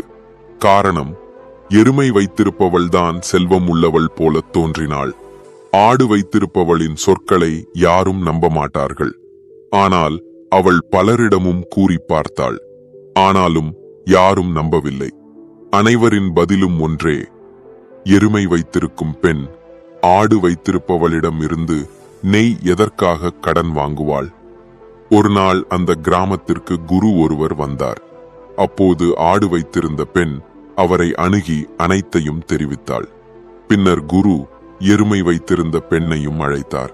அவள் தனது பக்கம் இருந்து கூறினாள், குருதேவா, இவள் பொய் பேசுகிறாள். என் வீட்டில் எருமை இருக்கிறது. நான் ஏன் இவளிடம் இருந்து நெய் வாங்க வேண்டும்? இப்போது முடிவு குருவின் கையில் இருந்தது. உண்மையில் எருமை வைத்திருந்த பெண் நெய் கடன் வாங்கினாரா இல்லையா? ஏனெனில் ஆட்டின் பால் மிகவும் குறைவுதான், ஆனால் எருமையின் பால் அதிகமாகும். குரு சிறிது நேரம் யோசித்தார். பின்னர் இரு பெண்களையும் அழைத்து ஒவ்வொருவருக்கும் ஒரு குடுவை நீர் கொடுத்து, இதோ சென்று கைகளை கால்களை நன்கு கழுவி வா என்றார். அந்த நேரம் எருமை வைத்திருந்த பெண் மனதில், குருதேவா, ஒரே ஒரு குருவி நீரால் கைகள் கால்கள் எல்லாம் எப்படி கழுவ முடியும் என்று கூறினாள். ஆனால் ஆடு வைத்திருந்த பெண் அந்த குடுவையை எடுத்துக்கொண்டு சென்றாள். அவள் கைகளையும் கால்களையும் நன்றாக கழுவிக்கொண்டாள். சில நீர் மீதம் இருந்தபடியே திரும்பி வந்து குருவிடம் கொடுத்தாள். ஆனால் எருமை வைத்திருந்த பெண் அந்த குடுவை நீரை எடுத்துச் சென்றாள். கைகளை மட்டும் கழுகுவதற்கு முழு நீரையும் வீணாக்கிவிட்டாள். ஏனெனில் அவளுக்கு அந்த நீரின் மதிப்பு தெரியவில்லை. எதற்கு பொருளின் மதிப்பை நாம் உணரவில்லை. அது எவ்வளவு இருந்தாலும் ஒரு நாள் வீணாகி போகும். ஆனால் ஏதாவது குறைவாக இருந்தாலும் அதற்கு மதிப்பு வைத்தால் அதிலிருந்து பெரிதும் பயன் பெற முடியும். அப்படித்தான் ஆடு வைத்திருந்த பெண் பாலை சேமித்து அதிலிருந்து வெண்ணெய் எடுத்து பின்னர் நெய் செய்தாள். ஆனால் எருமை வைத்திருந்த பெண்ணிடம் அதிக பால் இருந்தும் மதிப்பில்லாததால் அவள் வீட்டில் விருந்தினர்களுக்கே நெய் இல்லை. இதுவே உண்மை. இதை கேட்டதும் எருமை வைத்திருந்த பெண் குருவின் பாதத்தில் விழுந்து, குருதேவா, என்னை மன்னித்து விடுங்கள். நான் இப்போதே வீட்டுக்குச் சென்று அவளுக்கு நெய்யை திருப்பித் தருகிறேன் எனக் கூறினாள். அப்பொழுது குரு கூறினார், துளி துளியாகச் சேர்ந்து கடல் நிரம்பும். இந்த பழமொழியை நம் முன்னோர்கள் வீணாகச் சொல்லவில்லை. நம் சிறிய சிறிய சேமிப்புகளே எதிர்காலத்தில் பெரிய பலன்களாக மாறுகின்றன. அதே விதி நம் வீட்டில் லட்சுமிக்கும் பொருந்துகிறது. நாம் அவளை சேமித்து வைத்தால் அவள் எதிர்காலத்தில் நமக்கு பெரும் பலனாக திரும்புவாள். நண்பர்களே, இப்போது இந்த கதை உங்களுக்கு நன்றாக புரிந்திருக்கும். இப்போது பார்ப்போம், நம்மால் இன்று முதலே நிறுத்த வேண்டிய 6 தேவையற்ற செலவுகள். முதல் செலவு, காட்டுக்காட்சி செலவு. உங்கள் அக்கம் பக்கத்தில் உள்ளவர் ஒரு விலை உயர்ந்த கார் வாங்கிவிட்டால் உங்களுக்கு உள்ளுக்குள் பொறாமை வருகிறது. நானும் விரைவில் கார் வாங்க வேண்டும் என்று நினைக்கிறீர்கள். இதுவே காட்டுக்காட்சி செலவு. அது உங்களை எப்போதும் ஏழையாய் வைத்திருக்கும். நண்பர்களே, நம்மில் பலர் இருக்கிறோம். மக்கள் தேவையில்லாத பொருட்களை வாங்கி பிறர் முன் தங்களின் பெருமையை காட்ட விரும்புகிறார்கள். விலை உயர்ந்த கார் வாங்குவது, அதிகமான நகைகள் வாங்குவது, விலை உயர்ந்த மொபைல் வாங்குவது, அல்லது வாழ்க்கையில் தேவையில்லாத வேறு எதையாவது விலை உயர்ந்த பொருள் வாங்குவது, இவையெல்லாம் காட்டுக்காட்சி செலவுகள்தான். யாராவது இப்படி செய்வதை எச்சரித்தால் அவர்கள் சொல்வார்கள், நாம் மற்றவர்களை விட குறைவானவர்களா? ஆனால் அவர்கள் உணரமாட்டார்கள். இவையெல்லாம் நமக்கு தீங்கைத்தான் தரும், பயனை கொடுப்பதில்லை. உண்மையாகவே செல்வந்தனாகவும் பாதையில் செல்ல வேண்டும் எனில் இந்த செலவுகளை உடனே நிறுத்த வேண்டும். அதே பணத்தை முதலீட்டில் செலுத்த வேண்டும். நான் உங்களுக்கு சொல்ல விரும்புவது உங்களது ஆசைகளை நிறைவேற்ற வேண்டாம் என்பதல்ல. ஆனால் உண்மையில் தேவையான பொருட்களை மட்டும் வாங்குங்கள். பிறரை பார்த்து எந்த பொருளையும் ஒருபோதும் வாங்காதீர்கள். இரண்டாவது செலவு, நிறுவனங்களின் ஸ்கீம் மாயைகள். பொருட்களின் விற்பனையை அதிகரிக்க பல்வேறு பிராண்டுகள் பலவிதமான ஸ்கீம்களை அறிமுகப்படுத்துகின்றன. ஆனால் அது நம்மை ஈர்க்கும் வியூகம்தான். நம்மில் பலர் அதை உணரமாட்டோம். இந்த சலுகைகளில் மாட்டிக்கொண்டு நமக்கு தேவையில்லாத பொருட்களையே வாங்கிவிடுகிறோம். உதாரணமாக, சந்தையில் சென்று ஒரு கடிகாரம் அரை விலையில் கிடைக்கிறது என்று கேட்டால் வீட்டில் ஏற்கனவே கடிகாரம் இருந்தாலும் கூட அதை வாங்கி விடுகிறோம். ஆனால் நாமோ சிந்திப்பதில்லை, இது எல்லாம் ஒரு மார்க்கெட்டிங் தந்திரம். அதனால் நமக்கு எந்த நன்மையும் இல்லை, மாறாக நிறுவனத்துக்குத்தான் நன்மை. ஆகையால் இப்படிப்பட்ட தேவையற்ற ஆசைகளில் விழாதீர்கள். இதுவே ஏழைத்தனமாக வாழ்வதற்கான மிகப்பெரிய காரணமாகிறது. நண்பர்களே, இந்த வீடியோ உங்களுக்கு எப்படி இருந்தது? உங்கள் கருத்துக்களை கருத்து பெட்டியில் பகிர்ந்து கொள்ளுங்கள். மேலும் நமது சேனலை லைக் செய்து சப்ஸ்கிரைப் செய்யுங்கள். மீண்டும் ஒரு புதிய வீடியோவில் சந்திப்போம். நன்றி.